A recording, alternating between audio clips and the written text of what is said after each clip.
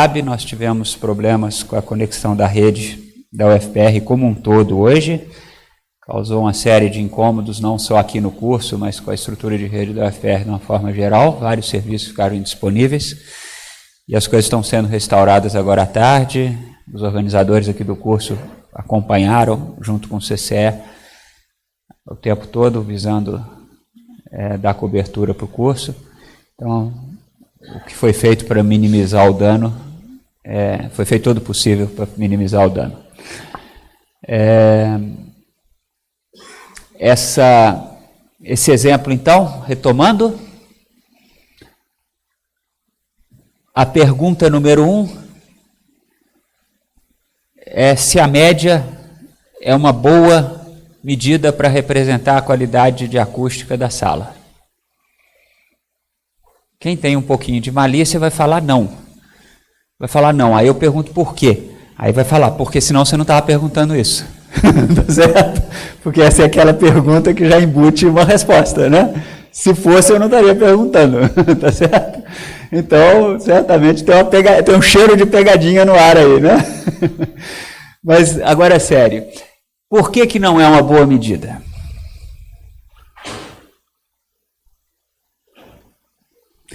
Se é simétrica, eu não sei quanto aos dados. Eu teria que pegar aqueles números ali e jogar num histograma, num boxplot para ver. Tá bom, Hector? Tem que pegar aqueles números e jogar no histograma, no boxplot. Na verdade, você fez isso, né? Boxplot? Quem sabe eu consigo programar em alguns segundos ali. Vai lá, você joga lá. É que eu não tenho os fontes no meu RMD ali. Mas eu coloquei os boxplots. Não, sei, mais tarde. Mas tá, já. Vou voltar. Mas tem um probleminha aí, nesses números. Não só os números, mas tem uma questão adicional nesse problema que a gente não considerou quando eu calculei, por exemplo, o número médio de artigos e outras coisas. O que tem de sutil na estrutura desses dados, além do valor? Oi? Um lado escuta melhor que o outro? Talvez sim. A diferença parece existir, mas eu acho que o gradiente ao longo da sala ainda é mais forte do que dos lados, né? Mas a sua pergunta, por trás dela está o que eu estou perguntando. O seu comentário, desculpa, por trás dele está o que eu estou perguntando. Ele falou assim, o lado escuta melhor que o outro, ou à medida que eu me afasto da frente da sala, vai caindo. Opa, peraí, esse dado tem uma coisa diferente, que é a localização do dado. Quando eu fiz a média do número de artigos, eu não perguntei onde vocês estavam sentados, né? Isso era absolutamente irrelevante para o meu cálculo. Ali, nesse problema, aonde o dado está é relevante. E mais, o que acontece que pode fazer com que essa média, e quando eu falo de média aqui, eu estou falando em média aritmética, superestime a qualidade acústica da sala? Por quê?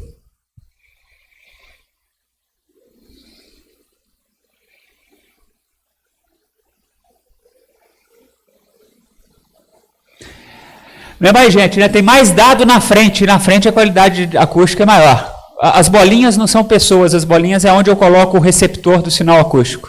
Mas quem falou pensou a coisa certa. Tem uma concentração de dado ali perto da boca eletrônica, tudo bem?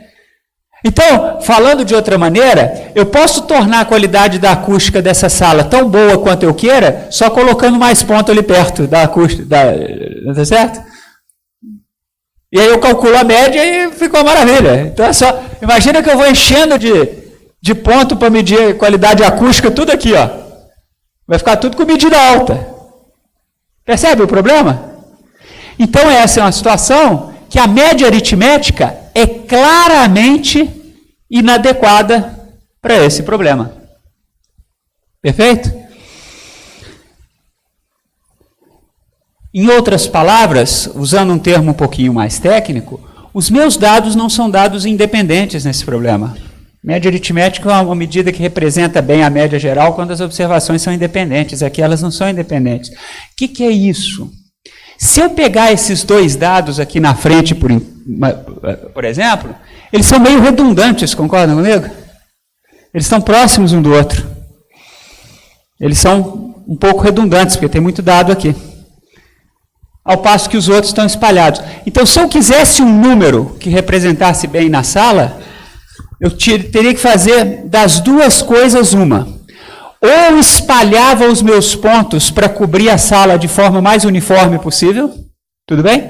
Espalhava eles que a gente chama num grid regular, ou eu mudo como eu calculo a média, se eu for usar essas localizações. Tem uma coisa que pode ser feita. Ingenuamente, eu posso tirar aqui. Não, então eu jogo fora esses 5 dados. É a seita do joga fora dado, tudo bem? É uma seita que tem lá seus adeptos. Mas jogar fora dado é um negócio que a gente sempre deve repensar. Ou eu posso falar, não, eu vou calcular a média, mas não uma média aritmética. Por exemplo, eu posso usar uma média ponderada, tá certo? Porque a média ponderada pode tomar, de alguma maneira, em consideração a redundância entre os pontos. Vou fazer um desenhozinho bem fácil aqui no quadro. Vamos ver se eu consigo. Aquela caneta de escrever no quadro, está aqui.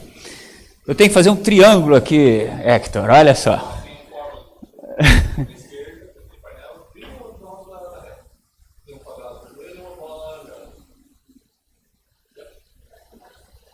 Aqui.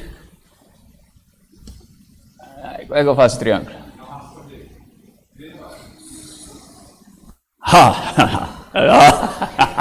Aplausos, por favor. Sempre quis fazer isso. Sensacional. Como é que eu desfaço isso aqui? Como é que eu... Aqui, ó. Aqui eu tenho Ctrl Z. Então vamos de novo. Opa! É que eu quero um bem aqui lá. Ignore aquele outro lá. Então, imagina o seguinte, só por um momento. Imagina que eu estou tomando uma medida em 3 pontos que correspondem ao vértice desse triângulo. Digamos, nível de poluição do ar em 3 pontos. Tem um dado aqui e um dado aqui. Tá certo?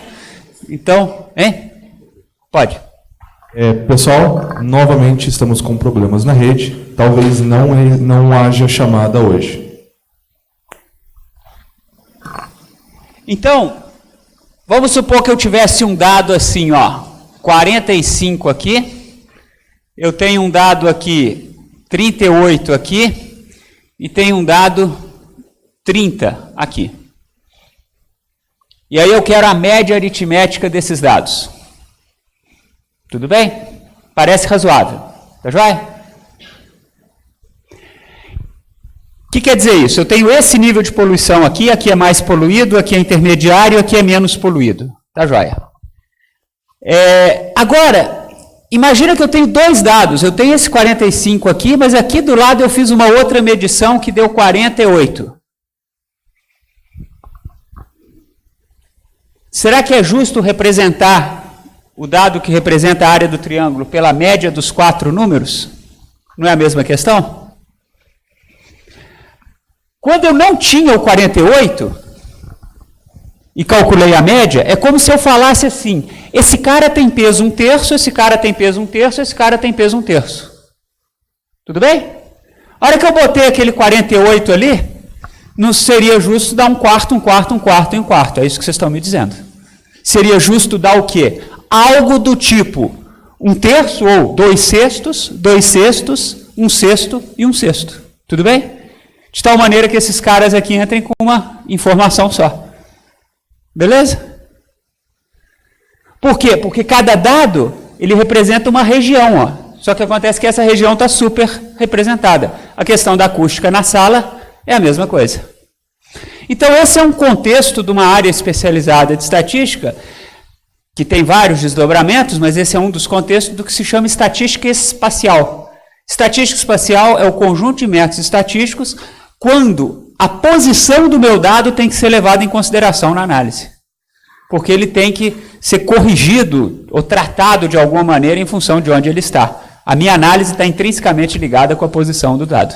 Tá joia? E aí tem variações do nome, alguns já devem ter ouvido falar, análise de dados de área, processamento de imagem, métodos geoestatísticos, processos pontuais, são todas variações dentro dessa grande área que se chama estatística espacial. São todos dados onde você interessa onde as coisas estão.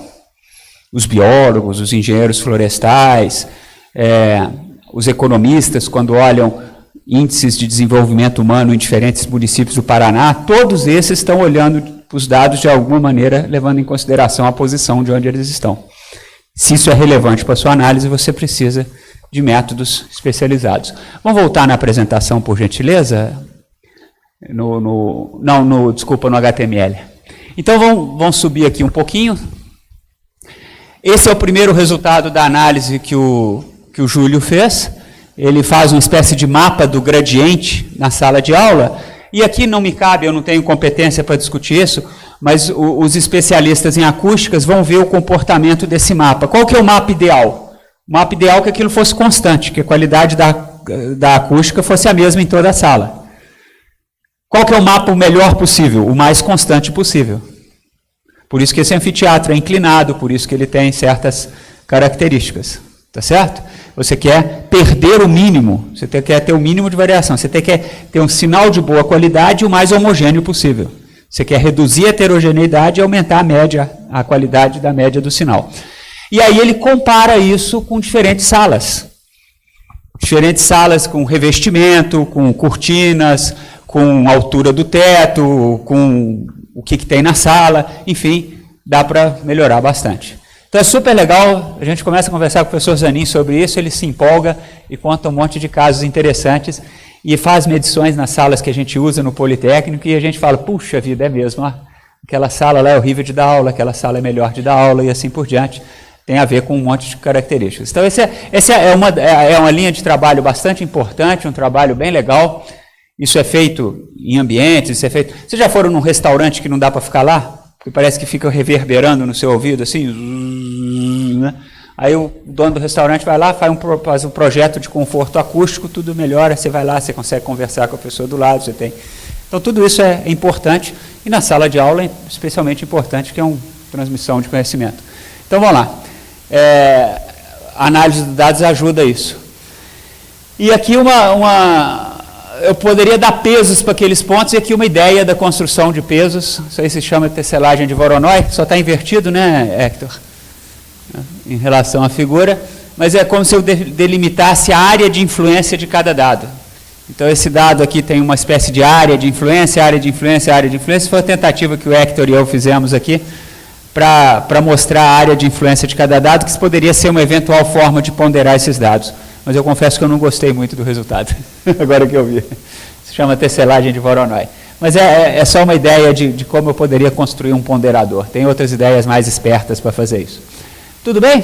Não, vamos mostrar o de baixo também. E aqui, sem querer entrar no detalhe da discussão, porque, como eu disse, o Júlio e o professor Zanin, que tem capacidade de fazer isso, mas esse é um dos dados, um dos gráficos que eles vão mostrar. Para quem conhece o Centro Politécnico da UFPR, no eixo X aqui você tem o nome de várias salas ao longo do Politécnico.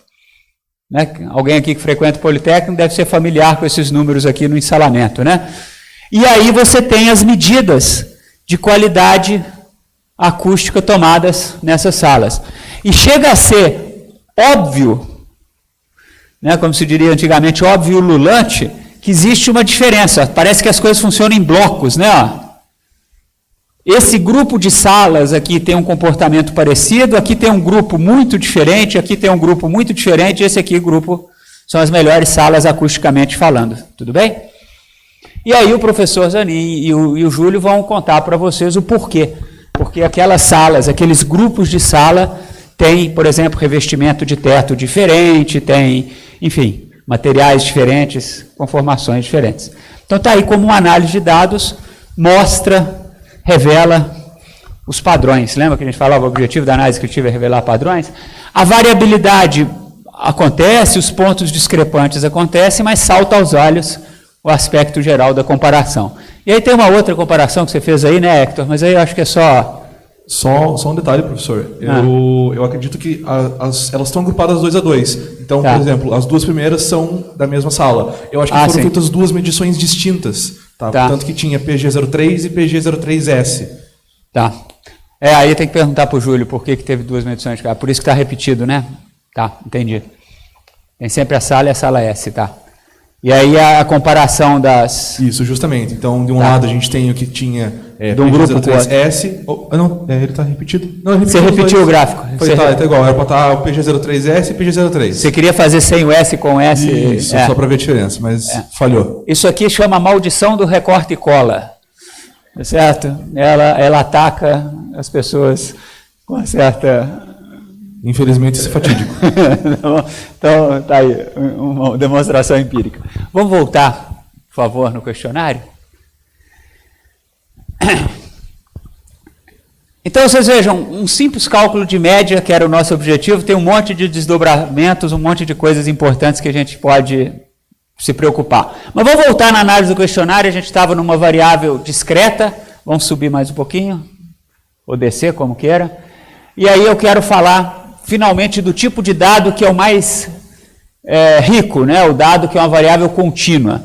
Então eu não tenho como individualizar cada dado, no caso ali eu estou pegando a variável altura das pessoas, elas são agrupadas por classe. Então esse histograma está me dizendo a densidade, o eixo Y ali ele tem 2 opções, eu posso colocar a densidade ou a frequência. Qual que é a diferença? Quando eu coloco a frequência, eu não coloquei o gráfico aqui, perdão, o número que aparece aqui é a quantidade de indivíduos em cada faixa. Eu acho que dá para perceber aqui que a faixa é de 1,50 a 1,55, 1,55 a 1,60 e assim por diante. Então, aqui seria a frequência. Quando eu coloco a densidade, é uma opção na hora de fazer o histograma, esse gráfico tem uma propriedade que a soma das áreas desses retângulos é 1 ou 100%. Então, a área do retângulo quer dizer quantos por cento do indivíduo está naquela classe. Tudo bem? E isso tem a ver com a ideia de distribuição de probabilidade que nós vamos discutir mais à frente no curso. Por isso que os estatísticos curtem mais um gráfico de densidade do que de frequência absoluta. Mas é a mesma coisa que a gente viu na tabela lá, frequência absoluta ou frequência relativa. Isso é uma espécie de frequência relativa que me permite que, inclusive, as classes possam ter tamanhos diferentes, se for conveniente. Então, esse é o dado. Vamos lá. O mesmo dado, só que aí eu pedi para ele colocar um tracinho nos dados informados pelas pessoas. Só que aí tem um problema. Quando as pessoas revelam a sua altura, normalmente elas revelam em metros com 2 casas decimais ou em centímetros, né? Ninguém dá precisão. Eu tenho 73,49, 1,73 metros e 49 milímetros. Ninguém fala assim, tá certo? A gente arredonda, todo dado é arredondado de alguma maneira. E o problema que agora esse gráfico que eu tentava indicar as pessoas aqui embaixo, nessas retinhas, tem um probleminha aqui, ó, porque um tracinho aqui que seria 1,50 m, não, qual é? 50, 51, 52, 53, 54, 55, 56. Aqui é 1,56. Pode ter mais de uma pessoa com 1,56. Tudo bem? Então vamos ver o próximo gráfico, o que a gente fez. Opa, agora eu dei uma espalhada. O que o gráfico fez? Ele fez algo que a gente falou antes. Quem falou que tem 1,56, na verdade tem entre 1,55,5 e 1,56,5. Então eu mandei o programa falar assim, todo mundo que tem 1,56, você sorteia um valor para ele entre 1,55,5 e 1,56,5 e desloca ele um pouquinho. Então, um cara que tinha 1,56 deslocou um pouquinho para cá, o outro deslocou um pouquinho para cá, o outro deslocou um pouquinho menos. Aí eu espalho os dados, tudo bem? E aí eu vejo os dados ali embaixo. Isso se chama jitter. Abre o código para a gente, Hector. Olha que legal. Esse comando aqui, ó, tá um monte de coisa aqui, mas esse comando pode ser abreviado, mas o importante, esse comando, ist faz o histograma, puff, o gráfico do histograma que está aqui. Hug faz esses tracinhos na posição de cada dado. E jitter faz o quê? Desloca cada dado um pouquinho. E quanto que eu vou deslocar? Meio. Porque a pessoa me deu a altura em centímetros e cada dado tinha uma precisão de 1 centímetro, meio para trás e meio para cima, tudo bem? Então espalho os dados e vejo todo mundo ali no histograma. Legal, né? Visualização de dados de uma forma simples, interessante e informativa. Mas tem outra razão pela qual eu estou mostrando esse hug plot ali com esse jitter associado. Que uma vez que eu faça isso, eu posso revisar e generalizar a ideia do gráfico do histograma, que é um gráfico que vocês já veem desde o ensino fundamental. Que é o seguinte, a altura dessa barra era basicamente função de quantos tracinhos tinham aqui. Tudo bem? Em outras palavras, eu contava quantas pessoas entre 1,50 e 1,55 de altura. Não é assim que eu fazia a primeira barra?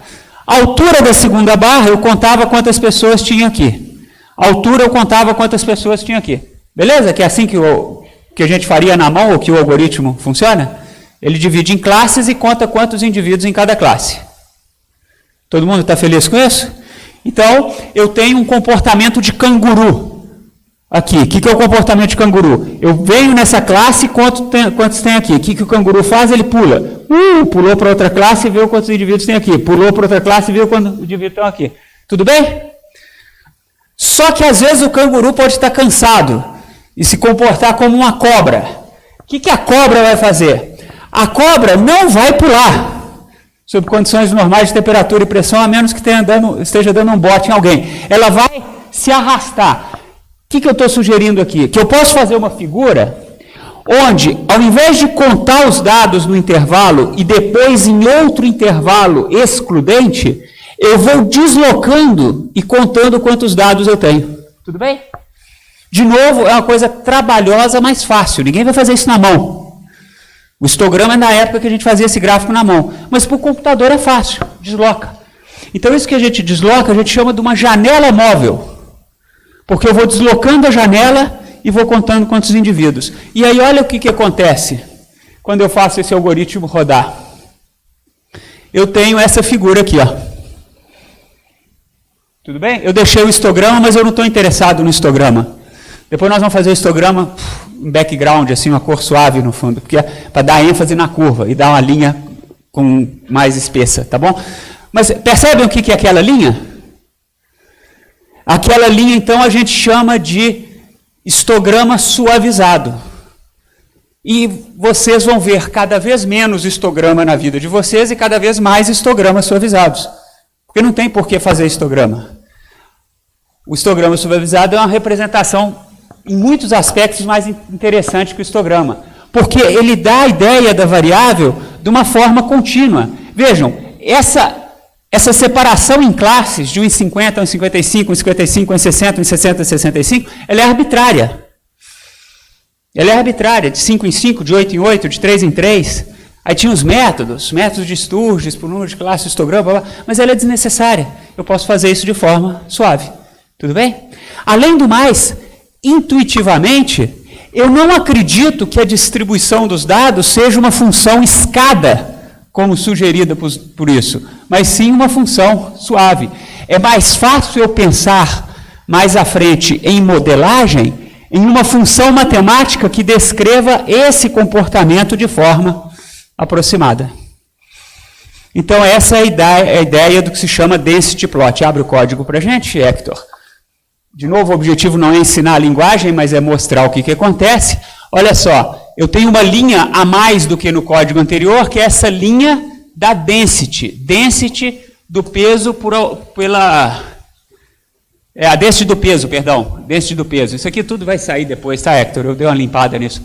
É a density do peso. Mas ele faz essa curva aqui e me dá a ideia do comportamento dos dados. Ele é razoavelmente simétrico, tudo bem? Ele é levemente assimétrico. Concordo que olhar aquela curva, o azul está dominando ali, está meio chato esse azul, mas aquela curva é mais agradável aos olhos e é mais próximo do que a nossa intuição faz do que o histograma, que é aquela funçãozinha escada. Tá joia?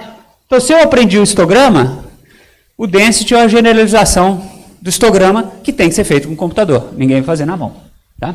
Vamos lá. O que mais que vem pela frente aí? A mesma coisa aí com peso. O peso também está representado. E olha o que eu coloquei para o peso a seguir. Aquela curva vermelha é a curva da distribuição normal para o peso. Tudo bem? Eu estou vendo se um modelo teórico que tem uma equação e, portanto, pode ser generalizado, é um modelo, é compatível com esses dados. Eu estou vendo se o peso desse grupo se comporta de acordo com a distribuição normal. E aí eu olho o tanto que a curva vermelha está perto da curva preta. É melhor do que olhar se ela está perto do gráfico do histograma, concordam? Com as curvas. O ajuste não está grande coisa não, né? Não está péssimo, mas também bom não está. Agora, tem uma coisa que está chamando a atenção nesse gráfico. O que está chamando a atenção?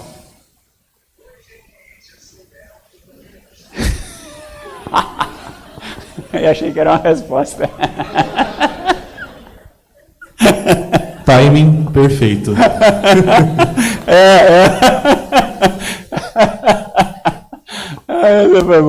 O que está chamando a atenção nesse gráfico do IMC? Vocês lembram o que é IMC? É peso por altura em metros ao quadrado. Tá? O que está chamando a atenção? Volta o gráfico anterior. O que está chamando a atenção no peso ali?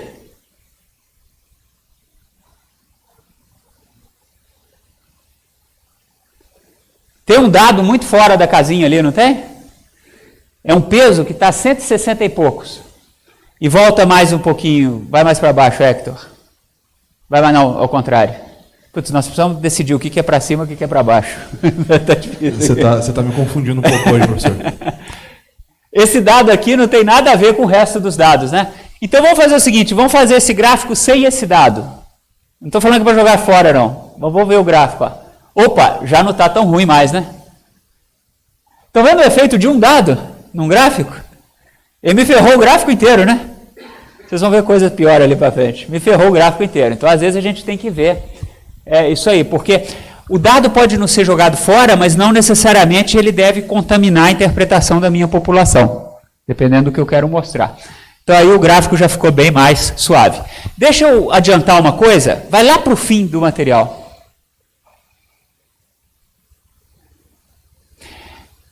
Agora um pouquinho para cima.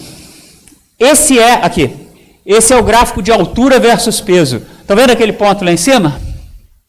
Esse é aquele cara que bagunçou nossas análises de IMC. E aí, depois que terminou a primeira aula, quando eu mostrei isso, o professor Paulo Afonso me chamou a atenção. Ele falou, Paulo, eu acho que eu sei o que aconteceu com esse dado. Não é que tem uma pessoa que tem um peso elevado.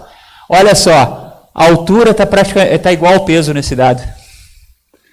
O que aconteceu? Alguém, na hora de entrar com peso, entrou com o seu dado da altura, provavelmente. Quase certamente é isso que aconteceu. Aí, se eu entrar na base e for exatamente o mesmo número, aí eu poderia começar a pensar em tirar esse dado, porque talvez seja um erro mesmo e não um dado atípico na turma. Tudo bem?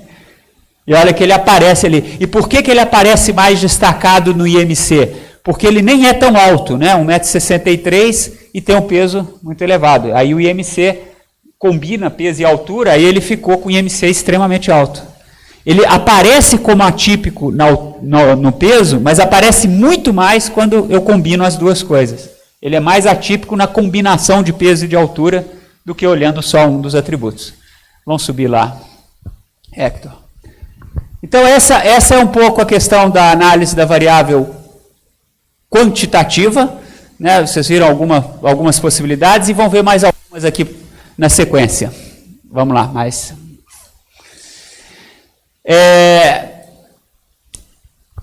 Às vezes, como eu disse para vocês, o gráfico é melhor expresso em outra escala.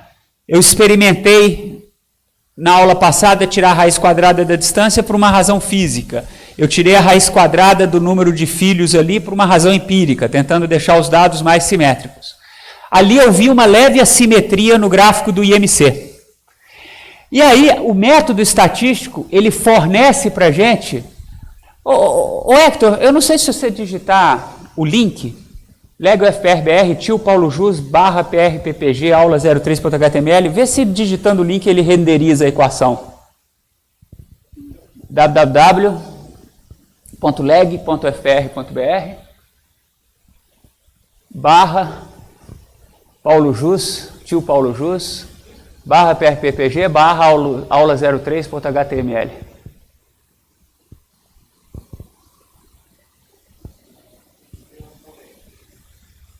Mas eu copiei para lá. Então volta lá, depois eu vejo o que aconteceu. Deveria estar aparecendo as equações ali, gente. Mas o fato é que tem uma equação ali que tem basicamente y dado elevado a lambda. E aqui o método estatístico fornece para a gente uma ferramenta interessante. Esse gráfico aparentemente obscuro, ele está dizendo para a gente o seguinte: se o seu dado é suficientemente próximo de uma normal, e se não for, qual a transformação você deveria fazer para que ele ficasse bastante próximo da normal?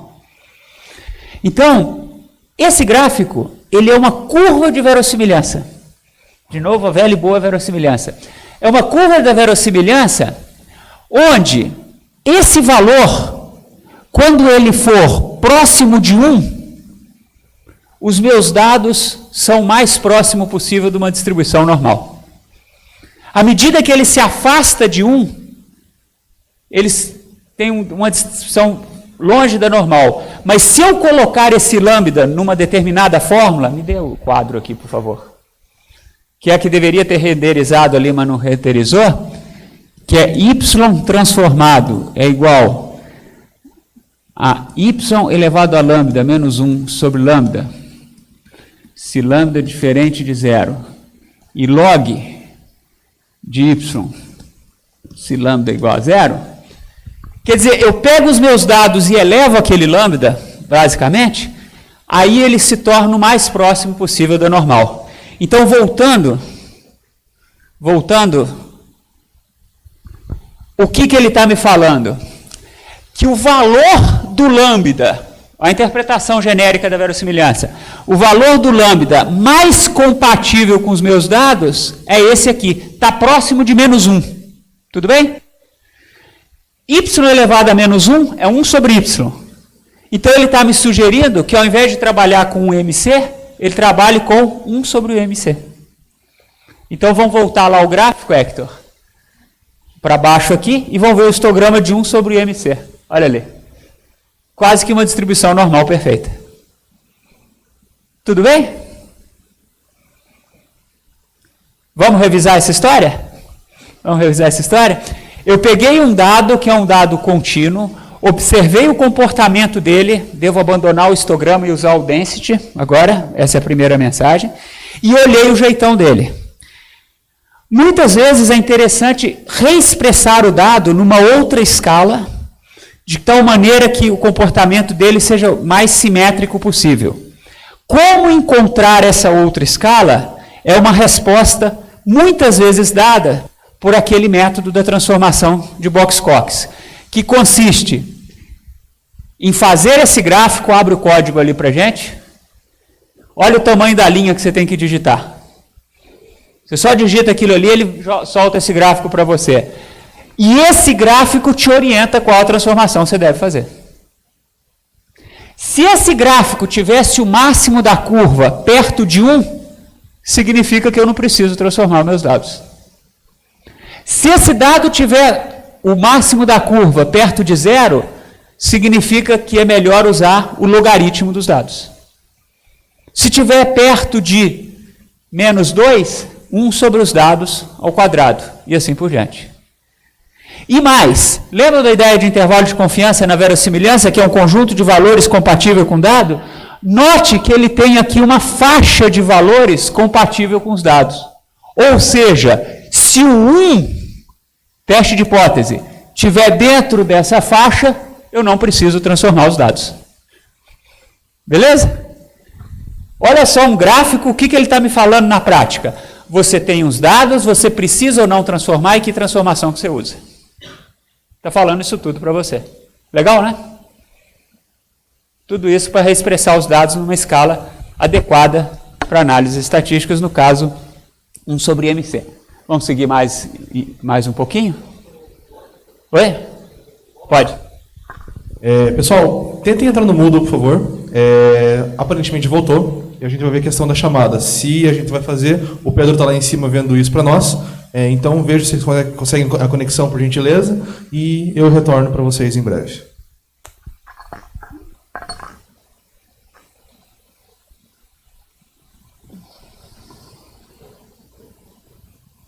Será que esse troço não está renderizando por quê, hein? Será que é o Windows? Será que é o quê? Porque no meu ali, no meu renderiza tudo. Não sei se é porque tem que estar, né? Sei lá. Enfim.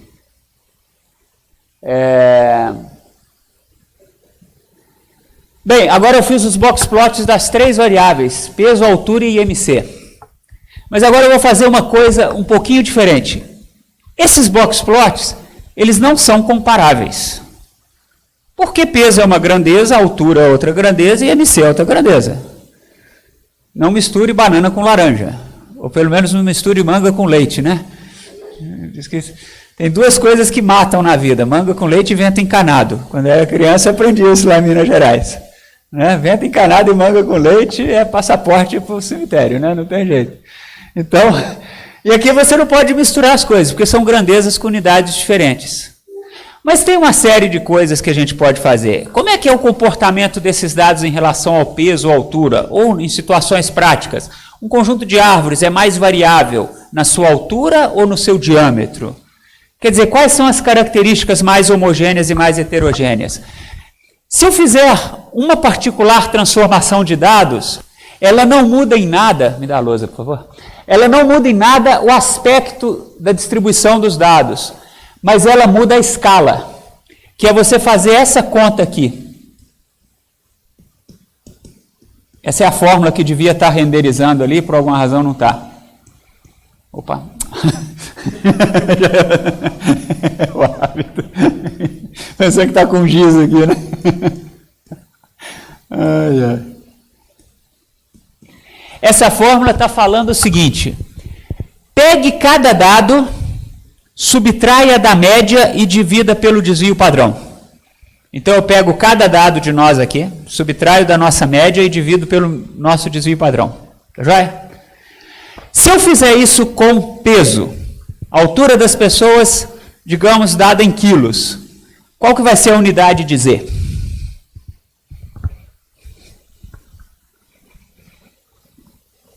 Aqui é quilo, quilo menos quilo dá quilo. Quilo dividido por quilo, adimensional.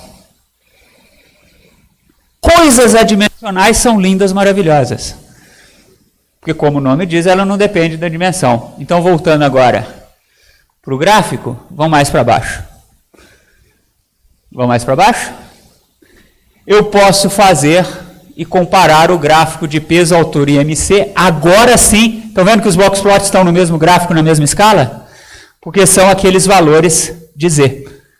Então, aqueles são chamados Z-scores, ou scores padronizados. Vários testes, teste de língua estrangeira, vários testes, você recebe às vezes o resultado em score Z. É a sua posição em relação ao grupo. O score Z, ele é 0 quando o seu dado é exatamente igual à média do grupo. Então, o score Z do peso de uma pessoa vai ser 0 se o peso dela for a média da turma. Se os dados forem normais, aproximadamente 2/3 dos dados estão entre os scores menos 1 e menos 2. 1 e menos 1. E aproximadamente 95% dos dados estão entre menos 2 e 2. E aproximadamente 99,7% dos dados estão maiores que menos 3 ou menor, entre menos 3 e 3. Então, o que é isso? Um Z-score ao redor, entre menos 1 e 1, 0, alguma coisa, positivo ou negativo, é um dado bem próximo do grosso dos dados. Um Z-score entre menos 2 e 2 é um dado normal. Quem estiver mais perto do extremo é um cara que se destaca, com peso ou altura maior e tal, mas é um dado normal. Agora, um Z-score maior do que 3 ou menor que menos 3 é um dado extremamente atípico em relação ao grupo dele. Tudo bem? E aí eu posso comparar laranja com banana. Aí eu posso tomar manga com leite. Eu saio de Minas, venho para o Paraná, tá certo?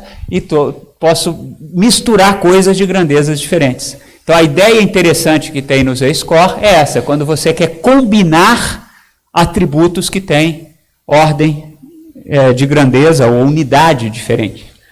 Eu posso comparar coisas que não seriam comparáveis de outras formas. Então, aí você já vem, de novo, aquele indivíduo que se destaca, olha o IMC dele, tem um Z-score de 8.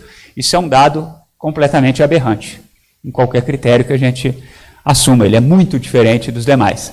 Vamos ver o que mais, então. Pessoal, em 5 minutos vai abrir a chamada. Vocês podem escolher variável como a palavra passe. Para quem está remoto, vai ser divulgado também no Moodle qual é a palavra passe. Vai ficar das 16h45 até as 17h30 disponível para vocês. Ótimo. Então, vamos lá. Ali é o mesmo gráfico de novo, tirando aquele dado atípico, porque ele estava bagunçando a minha escala. Tudo bem? Então, agora, o que eu falo? Essa turma não tem indivíduos atípicos quanto à altura. Ela tem indivíduos atípicos quanto ao peso e quanto ao IMC. E notem que o IMC apareceu mais indivíduos atípicos do que quanto ao peso, porque eu tenho exatamente a combinação das duas variáveis. Quer dizer, uma coisa pode ser atípico não em cada variável individualmente, mas na combinação das duas. Tudo bem? Então, uma pessoa muito magra e muito alta, ela pode aparecer como uma pessoa, um dado atípico aqui. Vamos lá. O que mais? Aí os mesmos gráficos preservando a visualização dos dados é uma opção, tá? E vamos mais para baixo. Vamos mais para baixo. As várias medidas estatísticas. Na tabela de cima, com o valor atípico. Na tabela de baixo, sem o valor atípico. Então, peguem a variável peso sozinha. Peso com média, que é min. Estão vendo 71,6 contra 70,85. É diferente, não é? Um único dado estava fazendo essa mudança. O único dado que foi retirado. Aquele indivíduo que provavelmente entrou com o valor de altura como se fosse do peso. O que eu tenho aqui nesse resumo? No caso, eu falei 300, mas não é, né? 291 questionários, porque alguns questionários as pessoas não forneceram esses dados, então tem dado faltante, tem 300 e tantos questionários, mas não tem 300 e tantas respostas de peso e altura. A média, desvio padrão, que é uma medida de variabilidade, mediana, que é uma medida de posição, uma média aparada, retirando 5% do menor dado, uma alternativa um pouco mais resistente do desvio padrão, que é o desvio absoluto, médio, o menor dado, o maior dado, a amplitude, esse menos esse, a coeficiente de assimetria. Lembra que eu falava da assimetria? Quanto mais perto simétrico, mais próximo de zero. Curtose, que é algo que eu vou optar por não comentar aqui agora. O erro padrão eu também vou deixar mais para frente. A amplitude interquartílica é a diferença entre os quartis, e esse cara aqui é igual a esse, porque é a mediana. Então, tem os quartis, a diferença deles é a amplitude interquartílica. Aqui no inglês, interquartile range. Tudo bem? Então, são números que resumem os números. Se eu pensar sobre eles, eu começo a ter um sentimento para os meus dados. Essa aqui é a ideia. Vamos lá. E eu posso fazer análises bivariadas também. Análises bivariadas, basicamente, respondem a seguinte questão. As variáveis têm ou não a ver uma com a outra? Elas estão ou não associadas? Então, as minhas variáveis, por exemplo, nesse exemplo, seria agrárias e sim e não, se cursou ou não estatística antes. Esqueci de escrever ali. O setor dos alunos e se cursaram ou não estatística. Então, eu posso apresentar as tabelas entre duas variáveis qualitativas. Vamos mais um pouquinho, Hector, por favor. Aqui a tabela de uma outra forma, na forma de percentuais gerais, vamos mais um pouquinho. Na forma de percentuais por linha, notem que cada linha soma 1. Então, nas agrárias, 90% já fizeram estatística e 10% não. enquanto que na artes, 70% não fizeram estatística e 28% fizeram. Tudo bem? Então, a pergunta aqui é basicamente, existe associação entre setor e experiência anterior com estatística? As coisas estão associadas ou não? Vocês podem trocar setor e se fez ou não estatística, como fuma ou não fuma, desenvolveu problema respiratório ou não. Duas variáveis qualitativas. Tá certo? Eu posso falar, por exemplo, tem ou não um determinado serviço de saúde na cidade, um serviço, de, por exemplo, de acompanhamento a gestantes, e se a taxa de mortalidade na cidade está dentro ou fora do padrão da OMS. Então, seria o que a gente chama de uma tabela de cruzamento. O objetivo da tabela de cruzamento é ver se tem relação. Investigar se tem relação é verificar se essas proporções são razoavelmente parecidas em cada grupo. Então, ali, certamente, as proporções são muito distintas. Então, eu posso dizer que eu não devo interpretar aquele número sem levar em consideração em que setor que as pessoas estão. Os pós-graduandos de algum setor têm uma alta exposição, uma alta porcentagem de alunos previamente expostos à estatística, e de outros setores não. Então, a exposição depende do setor. Notem que eu estou usando uma palavra que vai passar a ter um termo técnico para a gente, dependência e independência entre variáveis. É isso que a tabela está nos ajudando a investigar. Vamos mais para baixo? Eu vou pular isso aí. Vamos passar ali, ó. A próxima tabela é a mesma coisa, só que ao invés de setor, você tem mestrado e doutorado. Então, se eu pegasse a primeira tabela, que é de números absolutos, e perguntasse, a oferta anterior à estatística depende da titulação da pessoa, é difícil responder essa pergunta com os números absolutos, que é a primeira tabela. É difícil responder com as proporções gerais que está na segunda tabela. Mas começa a ficar mais fácil se eu olhar a terceira ou quarta tabela. A diferença da terceira para a quarta é que a terceira soma 1 na linha, a quarta soma 1, ou era para somar 1 na coluna. Tem alguma coisa que eu fiz errado ali. Bem, a terceira está somando 1 na linha com certeza. Não, a quarta está somando 1 na coluna também, tá certo. A quarta está somando 1 na coluna, tá certo. Então, o que acontece? As proporções, se elas forem independentes, devem ser muito parecidas entre as colunas. Então, se elas forem independentes, essas proporções são próximas a essa. Aqui seriam próximas, essas são próximas a essa, e aqui essas proporções seriam próximas assim. Mas onde é que é o limiar? Como é que eu meço isso? Então, vamos lá.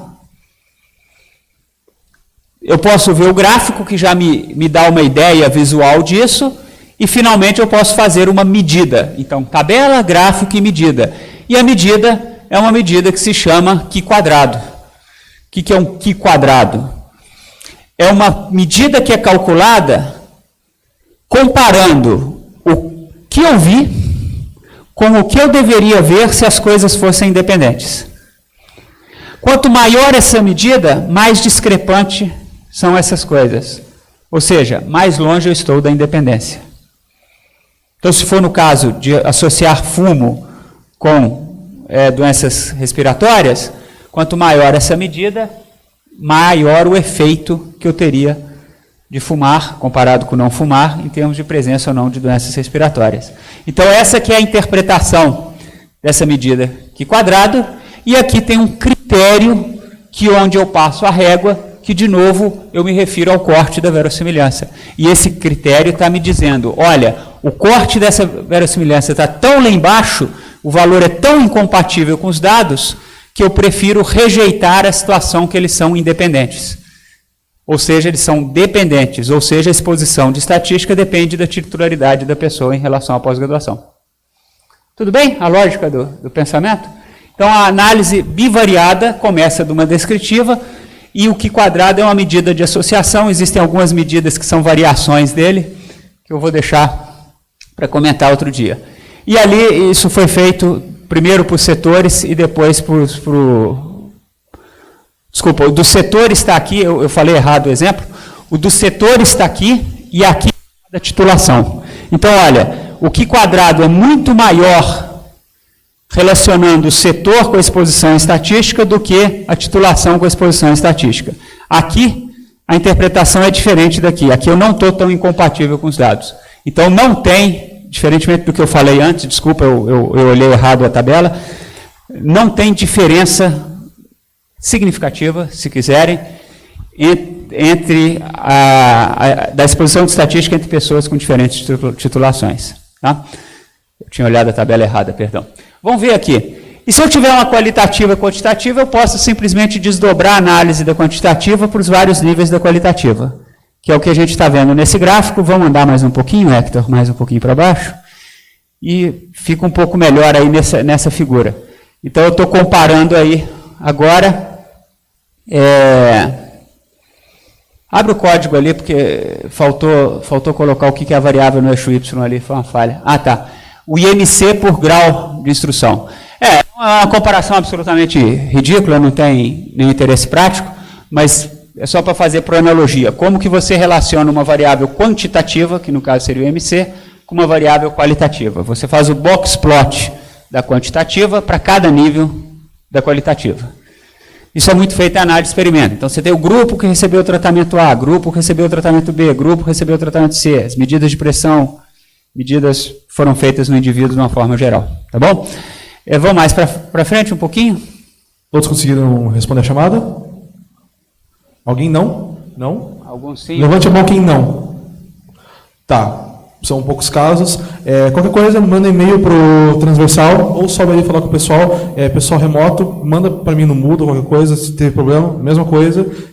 Em caso de problema, e-mail para o transversal. Tá, mas continua aberto o registro, né? Aberto até às 17h30. Até o final da aula está aberto. Tá, vamos ver mais para frente? Vamos mais um pouquinho? Ali, a mesma coisa, o IMC por setores, é só para mostrar a relação entre as variáveis, a comparação dos box plots. Vamos mais um pouquinho? E agora eu só queria chamar a atenção, vocês estão vendo que esse box plot tem uma diferença do anterior? Que é o tamanho da caixinha?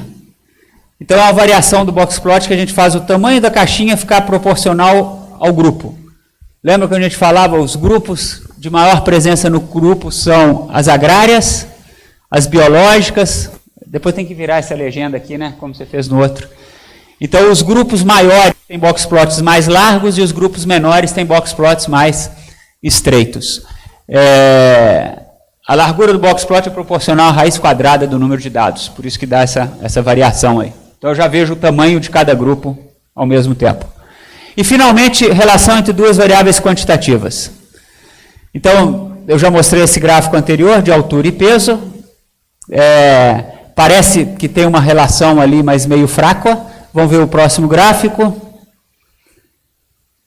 A curva vermelha tenta imitar o que os nossos olhos fazem, buscar padrão no meio daqueles pontos. E a curva azul é uma reta de regressão, como nós vimos na última aula, tentando estabelecer uma relação linear. Quer dizer, eu estou forçando que a relação seja uma linha reta e não uma relação livre, como a curva vermelha. Tá? E aqui tem alguns números que devem ser conhecidos de vocês e tem um erro de digitação. Eles deveriam ser diferentes. Eles não estão eles estão iguais por uma maldição do recorte e cola, que agora o culpado sou eu. Eu também fui vítima, não foi só o Hector. Mas esses números são medidas de associação. Então, vamos voltar no PDF e vamos passar um pouquinho mais para frente, que a análise bivariada é basicamente busca por associação. Associação não é causalidade. Não é porque você é de um setor ou do outro que você vai ter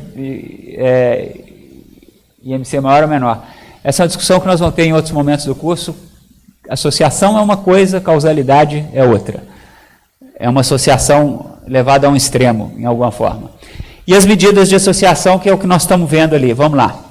Então, nas qualitativas, eu quero ver se tem as mesmas proporções, e a medida de associação é o que eu mostrei aqui, é o que quadrado, existem outras. Entre uma qualitativa e quantitativa, eu comparo, por exemplo, os box plots, eu comparo as medidas descritivas. E, finalmente, entre duas quantitativas, como o gráfico do peso e altura, eu olho aquele gráfico e estou, na verdade, meu cérebro está processando essas 6 informações. Vocês lembram do gráfico peso e altura? Coloca ali de novo, rapidinho para eles. Ao olhar esse gráfico, o cérebro de vocês pensou, tem relação de uma coisa com a outra? Ele também pensou, vamos ver lá a lista. É uma relação positiva ou negativa? Quando aumenta uma, a outra aumenta, ou quando aumenta uma, a outra diminui? Índice de emprego e violência, tem relação? Positiva ou negativa? Índice de desemprego, ou índice de emprego e violência, tá certo? Então, ela é monótona ou não? Quer dizer, ela só cresce, ela só diminui, ou ela cresce num pedaço e diminui no outro? Monótona ou monotônica, são comportamentos da relação. A relação é forte ou é fraca? Então, vamos ver ali. Essa é a relação que a gente viu nos nossos dados. Vamos ver o quadro aqui, uma folha nova. Onde estão as folhas?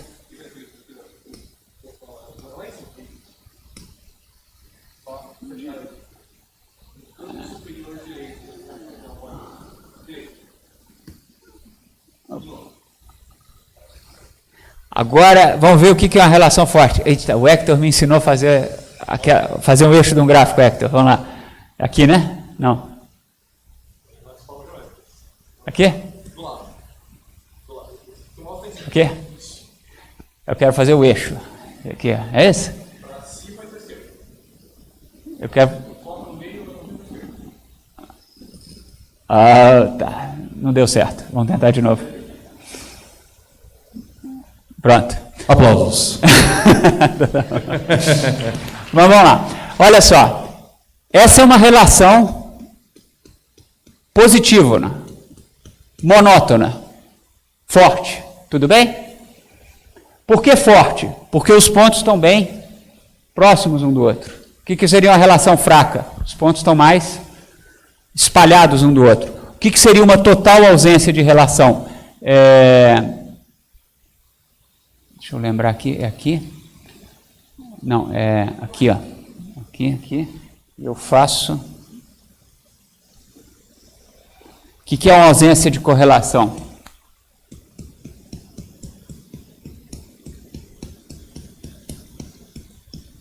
Tudo bem? Então aqui eu digo que essa variável tem muito a ver com essa. Aqui eu digo que essa variável não tem nada a ver com essa. O comportamento de uma não me ajuda em nada a entender o comportamento de outra. Aqui eu digo que elas se ajudam. Muito bem. Agora, eu posso ter uma outra situação ainda. Estou ficando bom nisso, hein, Hector? Eu posso ter uma relação assim, ó.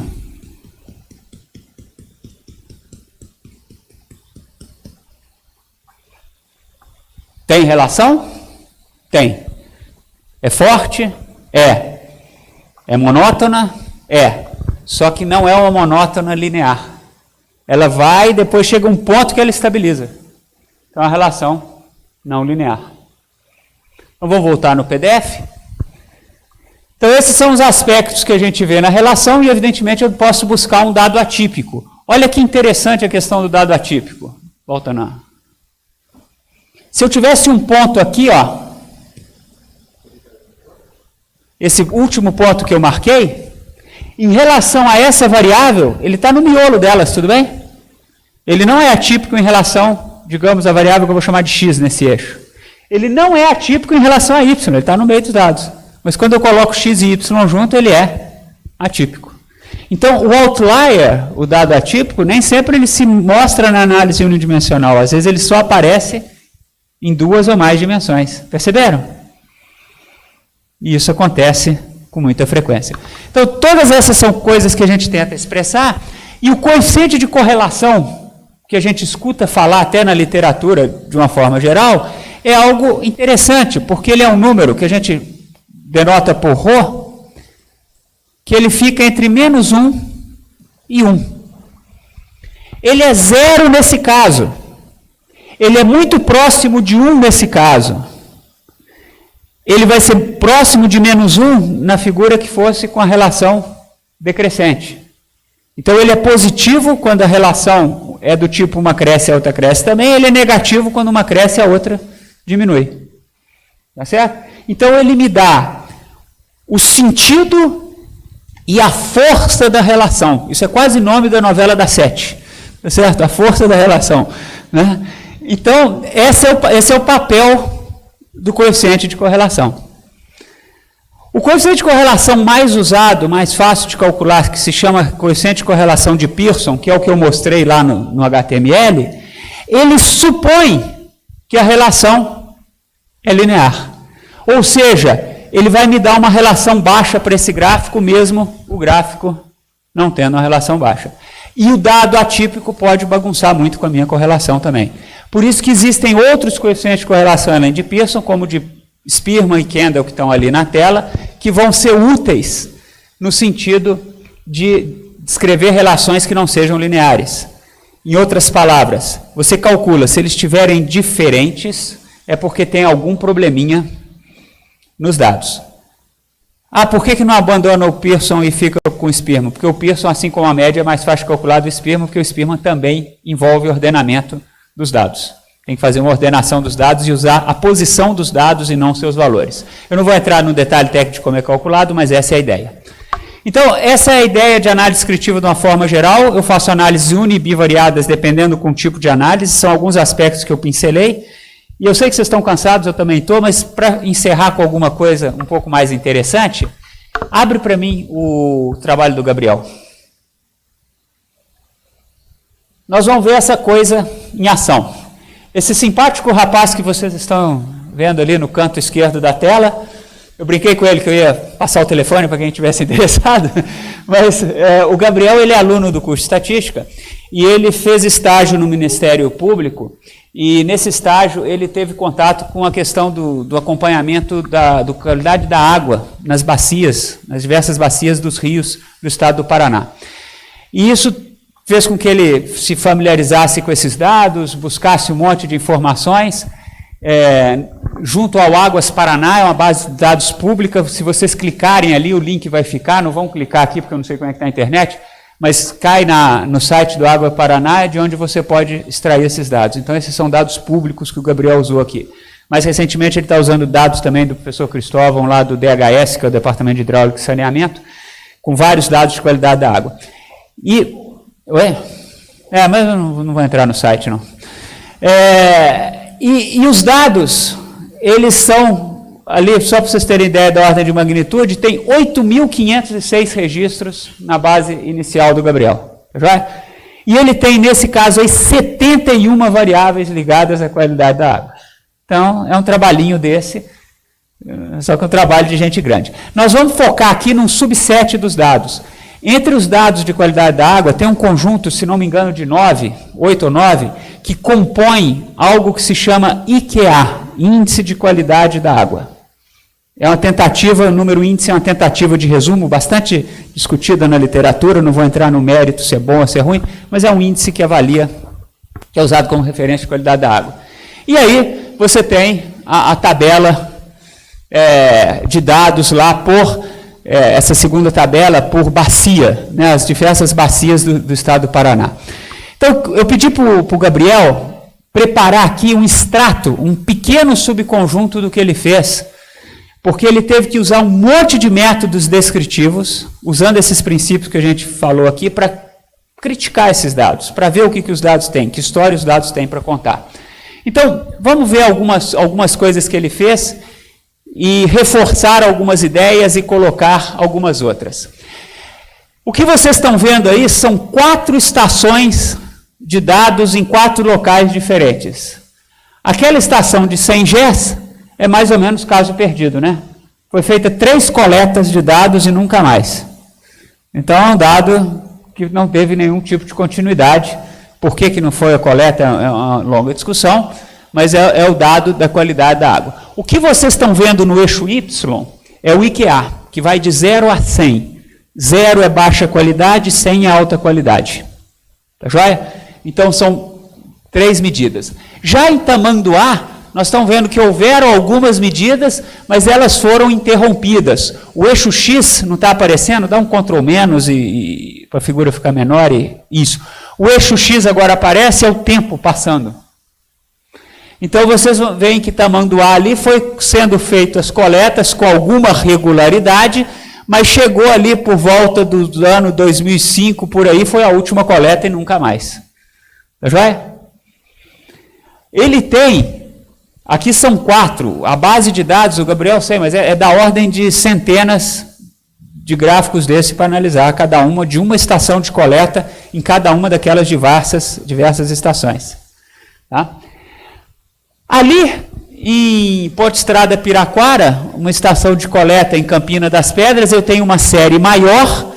A série de Campina das Pedras começou antes, essa aqui de Ponte Estrada Piraquara começou depois, as duas séries evoluem, mas elas estão aí para a gente poder falar o seguinte: o que eu quero nesse gráfico? Uma das coisas que eu não me interesso muito, interessa um pouco, mas não muito, é na média, porque a média não é toda a história dessas variáveis. Pensa em uma média passando nesses dados da Ponte Piraquara. Vai ser um número passando aqui no meio, concordam comigo? A média desse número é mais ou menos como a seguinte história. Eu morei na Inglaterra e lá tinha assim, ó, você entrava no banheiro e na cozinha, tinha 2 torneiras. Uma de água quente e uma de água fria. Mas a fria era fria mesmo. E a quente era daquela de você botar a mão e ter que passar um negócio depois na mão, que queimava a mão. Entendeu? A ideia de uma torneira misturando as águas não existia lá. Então, o que a minha esposa e eu fizemos? Nós pegamos uma garrafa PET, enfiamos assim na boca das 2 torneiras, fizemos 2 furos e fizemos nosso misturador de água, tá certo?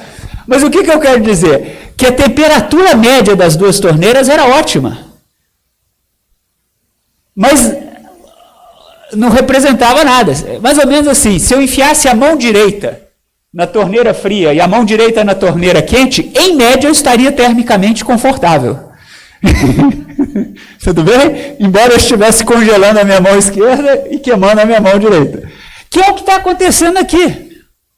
Porque a média não representa nada desses dados. Porque nesse período está tipicamente acima da média e nesse período está abaixo da média.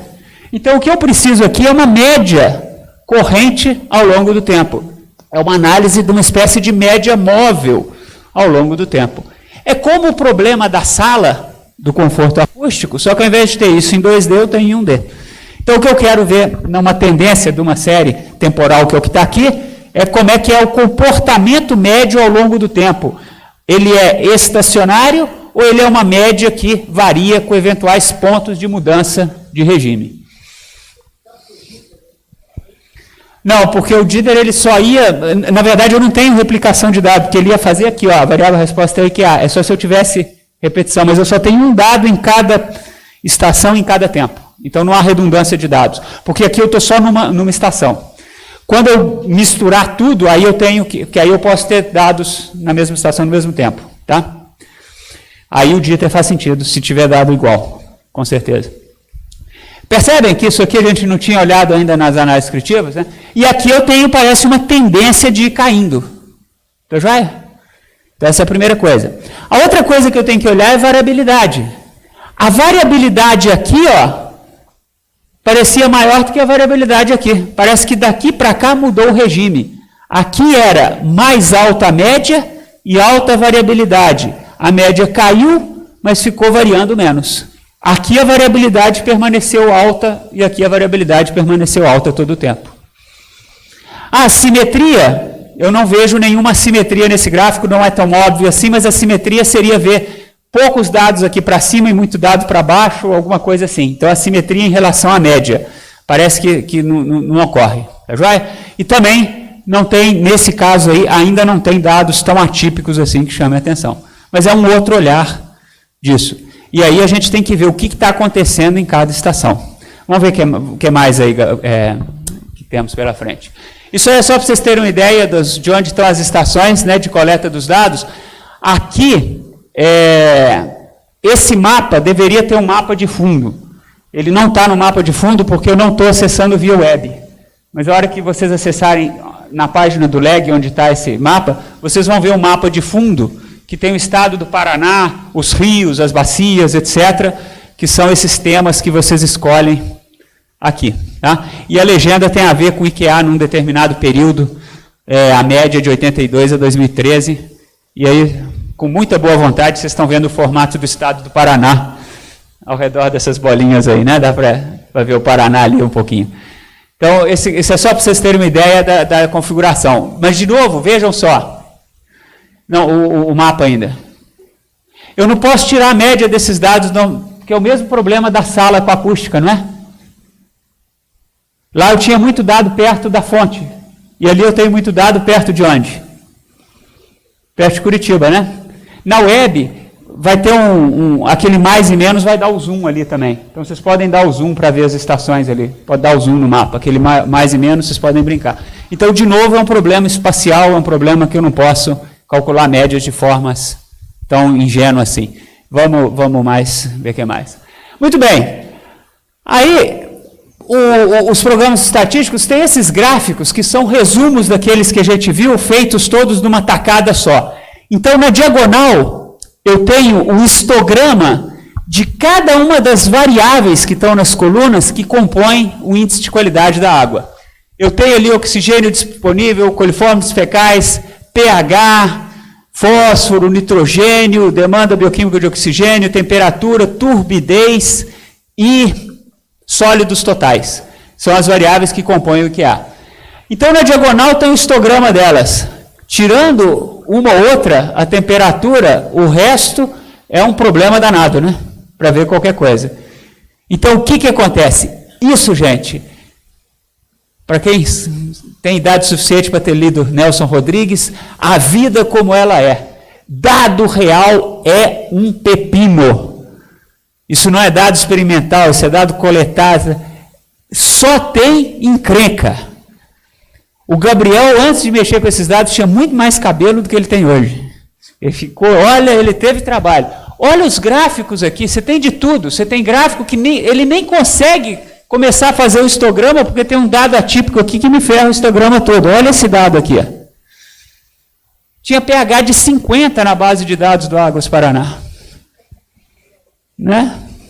pH o máximo pode ser 14, né?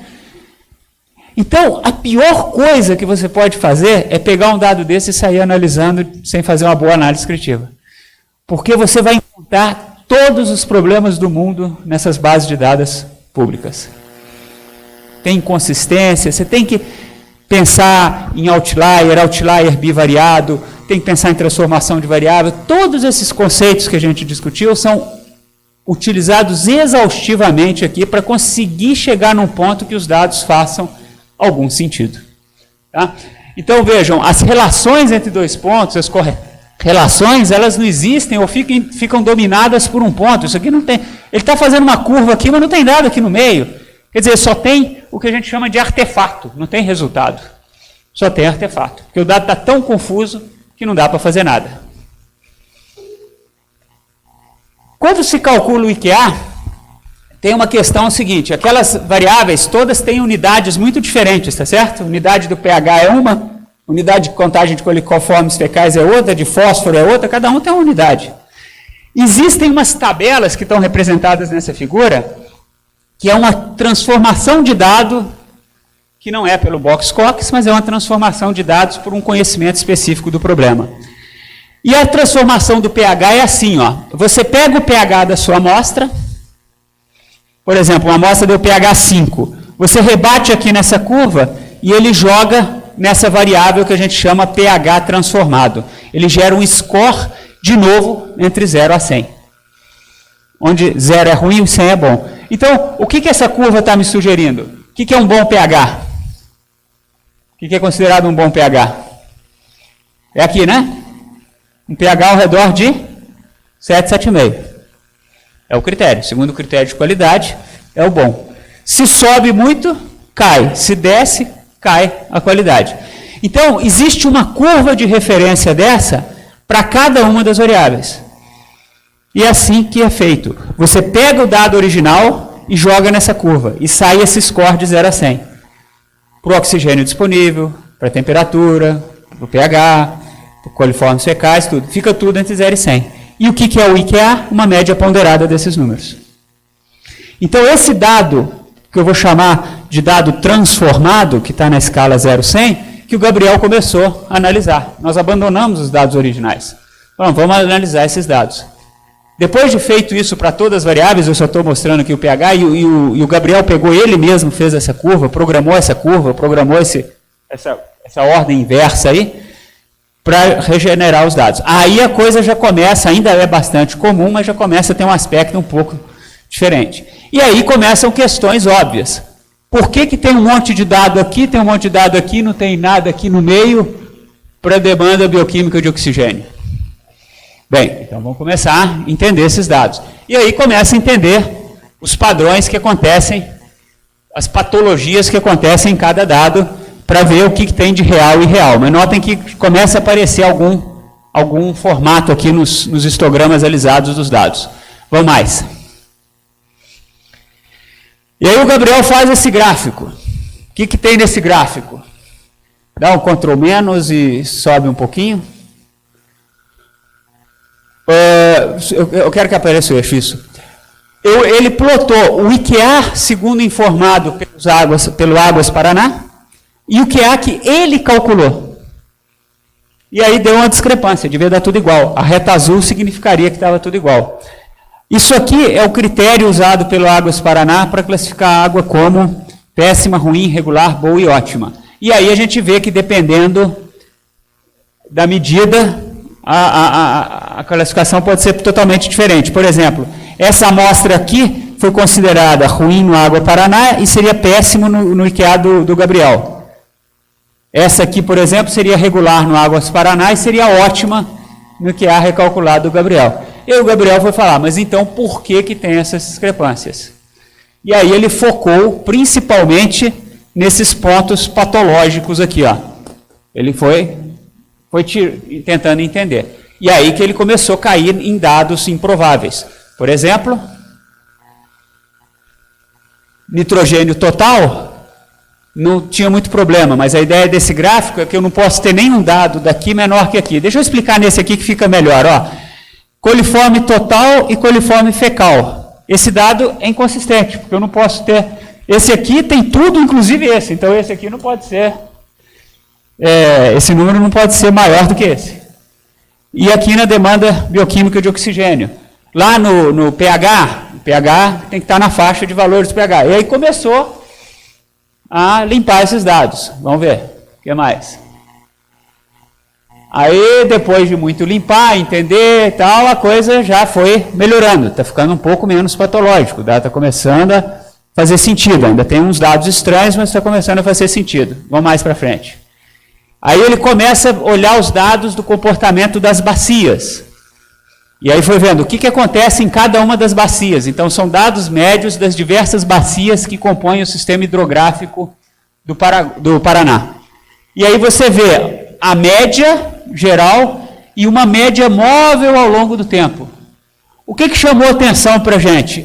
Embora haja alguma variação, tem um padrãozinho aqui que sempre aconteceu. Está vendo essa barriguinha para baixo aqui, ó? Aqui descontinuou, mas estava caindo. Estão vendo que tem um padrão sistemático de queda ali? Ó? O que aconteceu? Então, é algo para ser investigado. Pode ser uma mudança metodológica, pode ser uma questão de padrão e como está medido, equipamento que foi medido, ou que houve uma piora da qualidade da água naquela época, dificilmente. Houve alguma descontinuidade.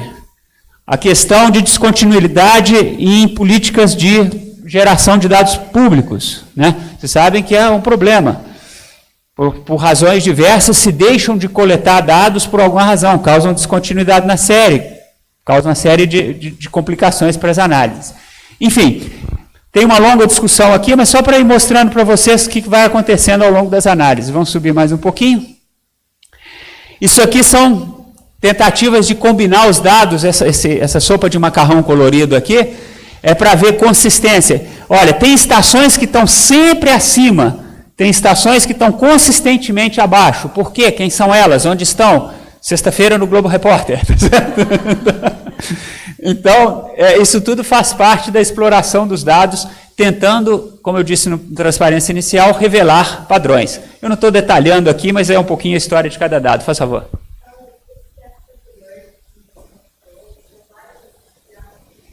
Sim. Gera tudo de uma vez só. Um comando gera tudo. Tem lá o... não, talvez tenha o código ali, mas um comando gera tudo. Tá? Desde que você arrume a base de dados, é bem... Já com aquelas faixas, tudo. Tá? Bem legal. Você ia falar alguma coisa, não ia? Não? Tá. Então vamos lá. Vamos mais um pouquinho. E aí, para a gente encerrar hoje, só para não deixar sem falar de análises multivariadas, uma das coisas que o pessoal faz bastante é uma análise que tente combinar todas essas variáveis. Existe uma técnica em particular que se chama componentes principais, que é bastante utilizada quando você tem um conjunto de variáveis contínuas. E a ideia de componentes principais é relativamente simples. Me dá o quadro. A ideia de componentes principais é a seguinte, vamos pegar uma folha branca aqui. Vai que eu estou ficando bom nisso aqui? Opa, nem tanto. Aqui? Como é que é? Para cima, né? Não. Para cima e para a esquerda.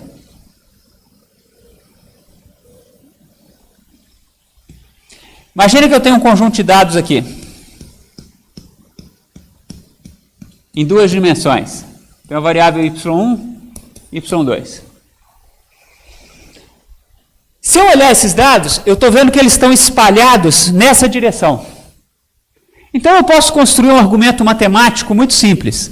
Ao invés de fazer esses dados com esse sistema de eixos aqui, eu posso encontrar um novo sistema de eixos que acompanhe os dados. Que seria, por exemplo, como é que é uma reta?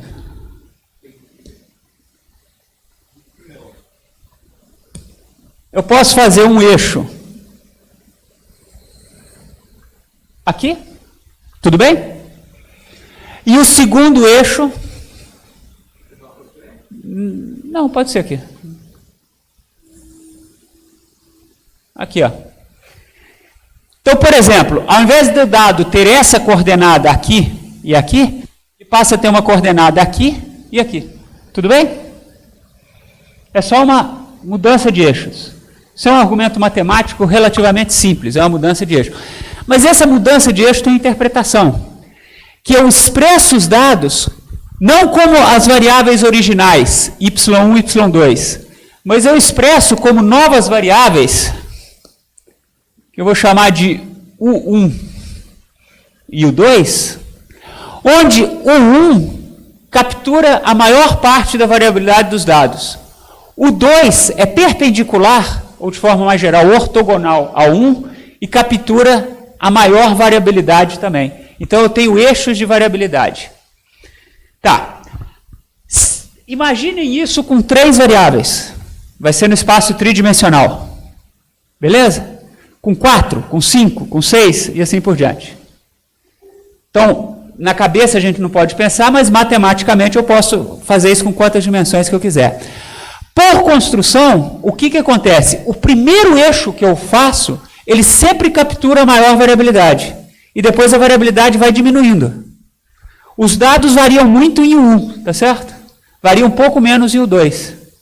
Se eu tiver muitas dimensões, digamos que eu tenho 10 variáveis, o primeiro U vai capturar uma parte da variável, o segundo a outra parte, e vai sobrando cada vez menos. Isso quer dizer que eu posso pegar umas partes e jogar fora. Porque pode ser que poucos U's já me expressem bem os dados. Então eu faço algo que se chama uma redução de dimensionalidade. O meu dado que tinha originalmente 8, 9, 10 variáveis, pode ser expresso com um número muito menor de variáveis. E eu entendo o dado com a dimensão menor. Então, por exemplo, eu posso pegar os dados, vou voltar na apresentação, e tomar aquilo que se chama os 2 primeiros componentes principais para representar a variabilidade desses dados como um todo. Por favor, Hector. E aí, os dados estariam nesses componentes, e esses componentes eles representariam, no caso dessa análise, o primeiro componente representaria basicamente esse conjunto de variáveis, que tem aqui sólidos totais, oxigênio disponível, papapá. O pH está basicamente ligado no segundo componente, e o terceiro componente, essa variável aqui, que eu não estou conseguindo ler ali, turbidez, ela está tanto no primeiro quanto no segundo componente. Então, eu tenho um método estatístico para redução, quer dizer, eu consigo ver dados de múltipla dimensão num gráfico bem menor. E o relatório me diz o quanto que esses componentes explicam da variabilidade dos dados. O primeiro explicou 46, o segundo explicou 13, então eu tenho quase 60% das variabilidades. Infelizmente é pouco, a gente gostaria que 2 representasse muito mais do que isso. Mas o fato é que eu consigo combinar nesses componentes a informação de forma mais condensada. E aí eu posso interpretar esses componentes e não ficar perdido numa dimensão de dados tão grande. Vamos lá mais um pouquinho? E aí o Gabriel está mostrando todas as transformações de dados que são feitas, e notem, depois da transformação que eu mencionei anteriormente, vamos mais um pouquinho. O gráfico da esquerda é uma repetição do anterior, feito com os dados originais, e o gráfico da direita é com os dados transformados, e eu estou discutindo aqui o quanto que a interpretação mudou. Por exemplo, essa variável que é coliforme fecal, ela está no primeiro componente, mas numa direção oposta das outras. Claro, porque as outras, quanto maior, melhor, e o coliforme fecal, em geral, está associado negativamente com essas variáveis. Ele não aparecia aqui assim, mas depois da transformação ficou expresso dessa forma. E o IQA apareceu aqui de novo, o pH, perdão, o pH apareceu de novo aqui no segundo componente. E aqui eu tenho uma explicação de 51 mais 12, explicou um pouco mais, 63, mas não melhorou tanto. Então, isso é uma conversa longa, eu não estou me atentando aos detalhes do componente principal, mas para fechar a aula de hoje dizendo o seguinte: nós vimos métodos estatísticos descritivos exploratórios com várias medidas, com as particularidades de cada elas, e a gente usa isso extensivamente, não nos exemplos do livro, mas para poder pegar bases públicas e filtrar, processar, interpretar, discutir os dados. Então, essa é a ideia de análise descritiva. Faça os dados cantarem para você, mas faça ele cantar direito, porque senão ele pode te iludir, tá bom? Essa é a ideia, eu acho que com isso nós vamos encerrar hoje. Para o pessoal remoto e para vocês ainda fica por mais 3 minutos, né? A chamada aberta. Para o pessoal remoto, reforçando que a gente lamenta os problemas que ocorreram na UFPR hoje, mas que a gente fez o possível para reduzir. Em breve essa aula vai estar disponível, assim como os materiais no Moodle, assim que eu conseguir chegar na minha sala e carregar tudo na rede de novo. Por hoje é isso, obrigado pela atenção, pela paciência, pelo interesse, nos vemos semana que vem. O pessoal que teve problema com a chamada anteriormente, conseguiu resolver, conseguiu assinar? Sim? Alguém que não, quem não conseguiu, levanta a mão, por favor. Não sei.